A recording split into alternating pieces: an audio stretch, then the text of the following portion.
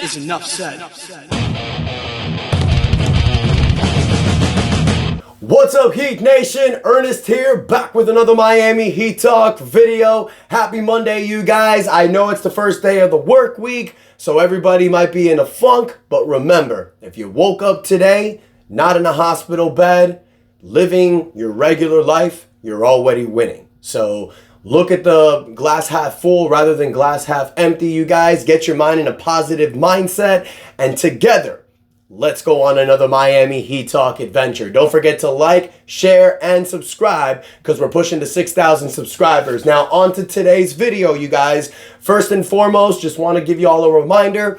The game between the Miami Heat and the Los Angeles Clippers will be played tonight. Unfortunately, we know the whole thing about the wildfires over there in California. I do hope that everyone there is staying safe, taking care of themselves. I know it's a really tough situation that's going on, but there will be basketball tonight, y'all. So that's something really, really great to see. It's a 10:30 game, so here in the East Coast, it's going to be a late game. I'm going to try to stay up for that one.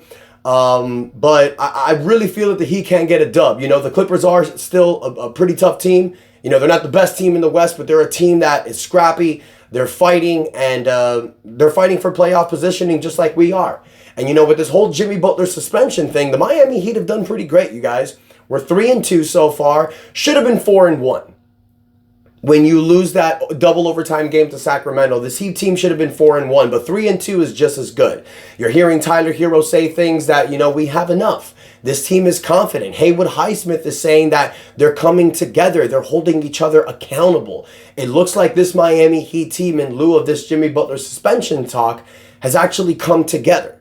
And they're blocking out the noise, which is exactly what a Miami Heat culture team will do. So it's really great to see that. Now, on to the Jimmy Butler speculation. There are a few updates that have come out that I want to talk to you guys about. The first update is for the offseason. As we know, you guys, Jimmy Butler doesn't really have a lot of leverage in this situation. We know that he's trying to get to Phoenix. We know that he wants to get paid. This is all about money when it comes to Jimmy Butler. So he wants to get paid. Now, there was a report saying that, I mean, it's been said in the past, you guys, that the only team that can offer Jimmy Butler a big contract in the offseason, if he hits free agency, is the Brooklyn Nets. But there was a report yesterday that came out that the Brooklyn Nets have no plan to pursue Jimmy Butler in free agency. They're rebuilding. They're retooling. So they have no, incentive to offer Jimmy Butler a maximum contract extension. And I'll read a report over here that was written on the Stein line. Mark Stein, who runs his own report, very popular with the NBA. Over and over, it's been written and said in the recent days, sparked by all of the league-wide discussion regarding Jimmy Butler's future, that A, Brooklyn is projected to be the only team in the league with a maximum salary cap space to spend this summer, and B, Jimmy Butler needn't expect the Nets to be a suitor for his services if he goes through with plans to bypass his $52 million player option with Miami for next season to become a free agent. League sources reiterated to the Stein line this week that the Nets have no plan to pursue Butler in free agency, end quote. So Jimmy Butler's screwed. The only way, you guys, that he can get the money that he's seeking for is a trade. Jimmy Butler has two options. Get traded and have that team give him an extension, or he can walk in free agency like he's intending to, or he can opt in to his $52.4 million contract. But if he does that, then he would be a free agent going into his 37th year in 2026. Jimmy doesn't want to do that. Jimmy wants to go into free agency now so he can maximize and get the bag now. If he waits another year, it might bite him in the ass. And Jimmy knows he's not a guy that plays 82 games. He's a playoff performer. That's what he's banking to get paid for. And the reason why he wants to go to Phoenix is because the Phoenix Suns owner is prepared to give Jimmy Butler a maximum extension. Phoenix is the second apron team. They're hampered. They're locked. They don't have a draft pick till 2031. They're going all in on this build with Kevin Durant and Devin Booker. The Bradley Beal situation It doesn't seem to be working fully, so they want to switch it with Jimmy Butler.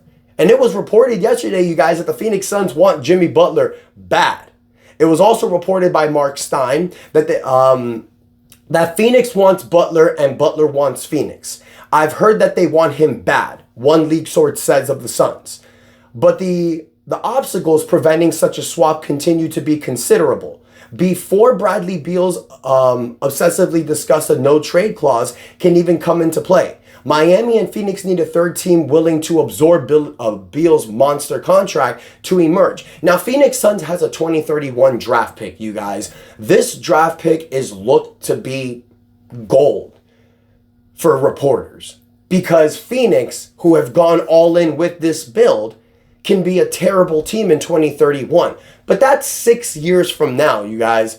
I don't think teams and general managers are looking at that pick as a sweetie. Because if they trade for that pick, which is 6 years down the road, that said general manager who trades for that pick might not be working for Phoenix anymore by that time. So teams don't really give a shit about that. It's what can you do for me and what can you do for me now? Now, you have a lot of teams that are building up draft stock, building up draft equity. Maybe they would be willing to take a guy like Bradley Beal for a possible third team. You got the Detroit Pistons, who have been 5-1 in 2025, fighting for playoff positioning. If they have a player like Bradley Beal, he can help them get into the playoffs. But do they really want a contract like that? A team like that has flexibility money-wise, can take a Bradley Beal in a 3-4 team trade. But I don't think teams are going to want to do that, especially with the new NBA collective bargaining agreement. It's difficult for a team to take a guy with a contract like that, who's making over $150 million, about $160 million for the next 3 seasons. It's difficult to do that. So you guys, the more and more I'm seeing this, it looks like Jimmy Butler is going to have to report back to Miami. It looks like Jimmy Butler is going to have to play with the Miami Heat. Now, does another suspension come in? Is there does Jimmy Butler create more of a problem? This is going to be seen in the next upcoming days because the Miami Heat have 2 more games with this Jimmy Butler suspension. January 15th against the Los Angeles Lakers is the final game. So it's going to be really interesting to see what the Miami Heat does.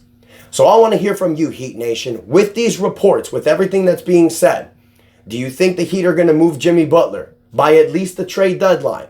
Or will Jimmy Butler stay with the Miami Heat for the rest of the season? Let me know what you guys think in the comments. Don't forget to like, share, subscribe. We're pushing to 6,000 subscribers. Thank y'all so much for the support. Enjoy your Monday. Stay positive. And until next time, your boy Ernest out. That's enough said. Let's go Heat.